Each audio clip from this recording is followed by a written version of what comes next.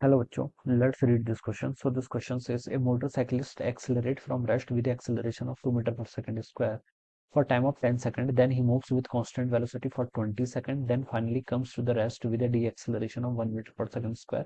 Average speed for complete journey is okay. Complete journey के लिए average speed बतानी है, ठीक है। तो देखिए बच्चों, स्टार्ट करते हैं फिर इसको। इस क्वेश्चन का की कॉन्सेप्ट आप क्या लिख सकते हैं, आपको यहाँ पर एवरेज स्पीड बतानी है, ठीक है। एवरेज स्पीड यहाँ पर बतानी है, ठीक है। तो चलिए बच्चों, एवरेज स्पीड देखिए बच्चों, हम कैसे फाइंड आउट करेंगे ये बताना है।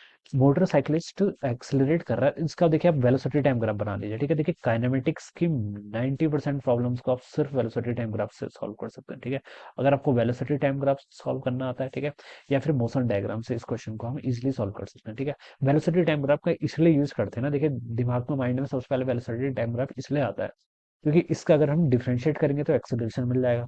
एरिया फाइंड आउट कर लेंगे तो क्या मिल जाएगा आपको, डिस्टेंस या फिर डिस्प्लेसमेंट मिल जाएगा, ठीक है। वेलोसिटी है तो डिस्प्लेसमेंट देगा, ठीक है। और अगर स्पीड होगा, ठीक है, वेलोसिटी को स्पीड में कन्वर्ट करना तो इजी है ना, बस मॉड ले लेना है, ठीक है। जितना ग्राफ डाउनवर्ड है, ठीक है, टाइम एक्सिस के, उसको ऊपर की तरफ शिफ्ट कर देना, तो वहां से आपको स्पीड मिल जाएगी, ठीक है। तो इस तरीके से हम क्या करेंगे, यहाँ पर इसको सॉल्व कर सकते हैं, इसलिए वेलोसिटी टाइम ग्राफ क्या है, इतना इंपॉर्टेंट है। अब क्या बोला गया देखिए, a motorcyclist accelerate from rest with accelerate, rest से एक्सेलरेट कर रहा है तो इनिशियल वेलोसिटी जीरो होगी, ठीक है। 2 मीटर पर सेकंड स्क्वायर से एक्सेलरेट कर रहा है, ठीक है, यानी कि कांस्टेंट एक्सेलरेशन है, तो ये इस तरीके से ग्राफ जाएगा, कितने 10 सेकंड के लिए, ठीक है। 10 सेकंड मानी कि यहाँ तक, ये आपका 10 सेकंड हो गया, ठीक है। फिर क्या बोला गया, then he moves with constant velocity of 20 for 20 second, okay. फिर उसके बाद ये 20 सेकंड तक सेम कांस्टेंट वेलोसिटी से मूव कर रहा है, ठीक है। ये वैल्यू कितनी होगी उसको मैं अभी कैलकुलेट करूंगा, but 20 second for the next, for 20 second, okay. मतलब नेक्स्ट 20 सेकंड की बात कर रहा है, तो ये 30 सेकंड हो जाएगा फिर यहाँ पर, ठीक है। 30 सेकंड तक ऐसा हो जाएगा। Rest with acceleration of 2 metre per second for 10 second, 10 second के लिए, then he moves with constant for 20 second, ठीक है। And then finally comes to the rest with an deceleration, deceleration हो रहा है, ठीक है।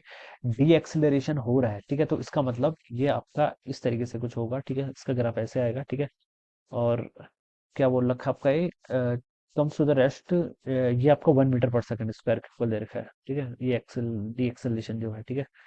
तो इसके लिए हम देखिए स्पीड कैलकुलेट करनी पड़ेगी, देखिए इनिशियल जीरो के इक्वल थी, ठीक है। 10 सेकंड तक ये कांस्टेंट एक्सेलरेशन तक गया, ठीक है। तो 2 इंटू 10 कितना हो जाएगा, 20, तो यानी कि ये आपका ग्राफ कितना है, 20 मीटर पर सेकंड है। यहाँ पर वेलोसिटी कितनी है, 20 मीटर पर सेकंड, ठीक है। फिर इस सेम 20 से ये आपका 10 सेकंड, सॉरी फर्दर 20 सेकंड तक मूव करता है, तो यहाँ पर इसकी स्पीड कितनी, 20 मीटर पर सेकंड। और फाइनली आपका रेस्ट पर जाता है, ठीक है। फाइनली क्या जाता है आपका, रेस्ट पर आ जाता है, ठीक है। तो आपको यहाँ पर इसका acceleration 1 metre per second square के इक्वल दे रखा है, ठीक है। तो आपको बताने की कि पहले आप ये टाइम कैलकुलेट कर लीजिए, देखिए कितना टाइम लगेगा। Final v equal to u plus 80, इस इक्वेशन का यूज कर लीजिए। फाइनल जीरो के इक्वल हो जाना है, इनिशियल कितना था 20, एक्सेलेरेशन -1 इंटू टाइम, ठीक है। तो t की वैल्यू यहाँ से कितनी आएगी आपकी, 20 सेकंड, ठीक है। तो ये आपका 50 सेकंड होगा बेसिकली, फिर ये कितना होगा आपका, 50 सेकंड के इक्वल होगा, ठीक है। हम्म, यस 50 सेकंड के इक्वल होगा। अब ठीक है, अब मुझसे पूछा है कि एवरेज स्पीड बतानी है। तो बच्चों देखिए, ये जो मैंने वेलोसिटी टाइम ग्राफ को प्लॉट किया आपका, ठीक है। एवरेज स्पीड देखिए किसके इक्वल होती है, पहले आपको एवरेज स्पीड बतानी है। एवरेज स्पीड होती है आपकी डिस्टेंस डिवाइडेड बाय टाइम के इक्वल, किसके इक्वल होती है आपकी, डिस्टेंस डिवाइडेड बाय टाइम के इक्वल, ठीक है। बच्चों देखिए, ये जो बॉडी है, ठीक है, ये जो मोटरसाइकिलिस्ट है, ठीक है, इसकी वेलोसिटी ऑलवेज पॉजिटिव ही रही है, ठीक है। नेगेटिव तो गई गई नहीं ना, मतलब फोर्थ या फिर थर्ड क्वाड्रेंट में तो गई नहीं। ऑलवेज क्या है, अपर ही है, ठीक है, फर्स्ट क्वाड्रेंट में।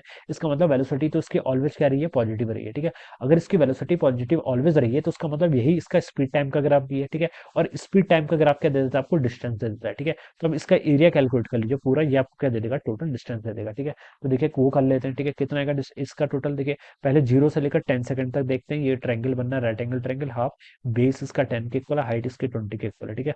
प्लस 20 से 30 सेकंड तक अगर मैं देखूं तो ये आपका स्क्वायर ही बनना है वैसे देखा जाए तो, ठीक है। 20 बनना है तो ये आपका 400 के इक्वल हो जाएगा फिर, ठीक है।